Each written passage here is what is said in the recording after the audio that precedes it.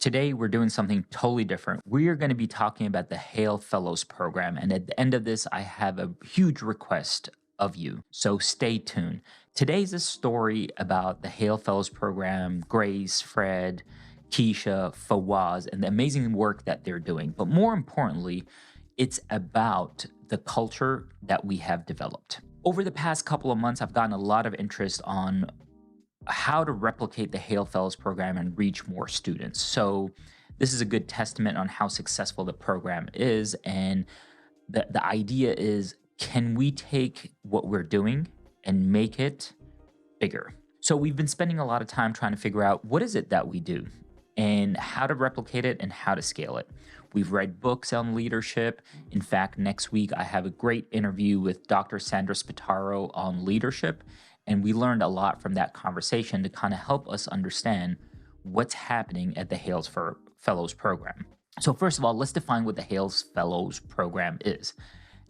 It is a mentorship program. It is a mentorship program that leverages the power of research to mentor students.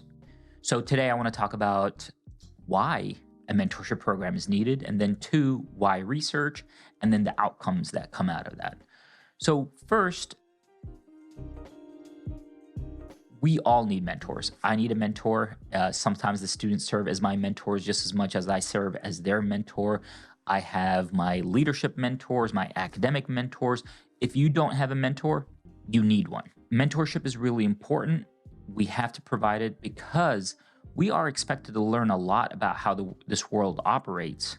Yet, there's not any way for us to learn it, or we have to learn it by doing. And you've heard me say this before, learning by doing is extremely costly. So if we could minimize that cost to individuals earlier on in their young professional lives, I want to do that. Now let's talk about why I love research as a vehicle for mentorship.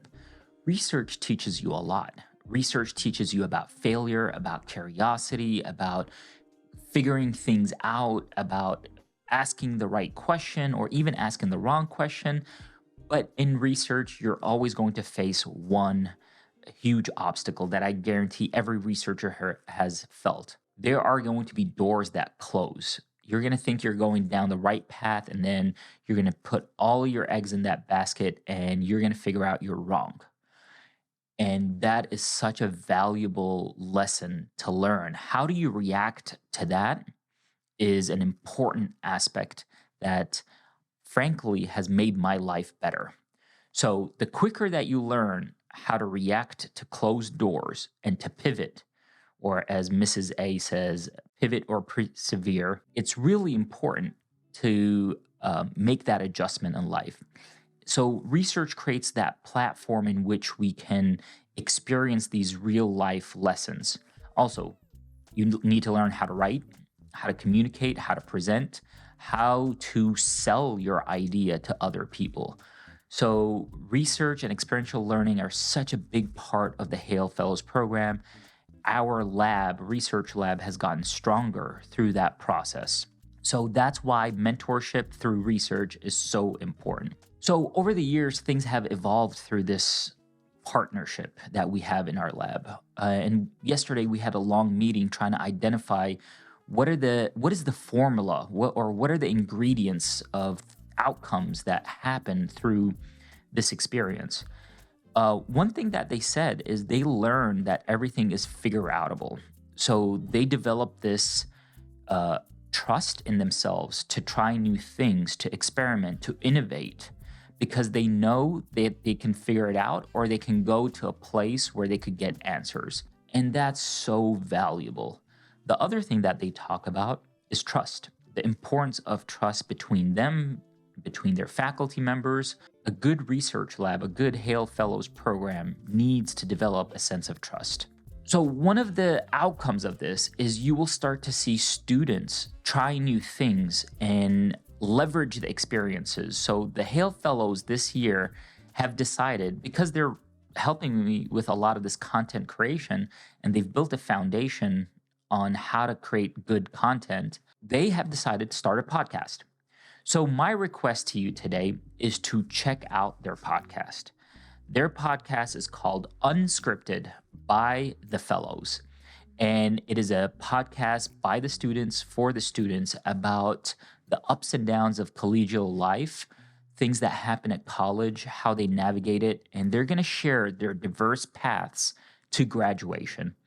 And the idea here is hopefully this can resonate with other listeners and provide them with a community where they don't feel like they're alone.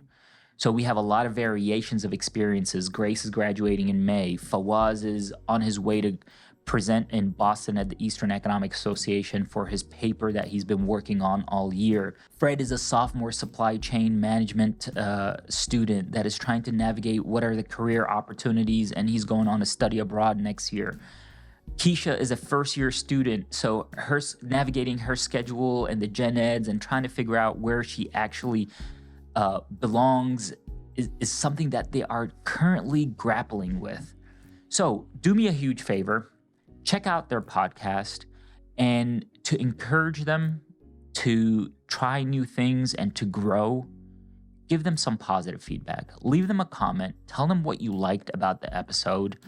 And this week's episode is actually about their experience going to Buc-ee's gas station when we were coming back from the Kentucky Economic Association. So there's a lot to cover there. Check out our podcast. Econ with Dr. A has a podcast as well. Support us. We could not do this mentorship program without each one of you. I am grateful for our audience. I'm grateful for our community.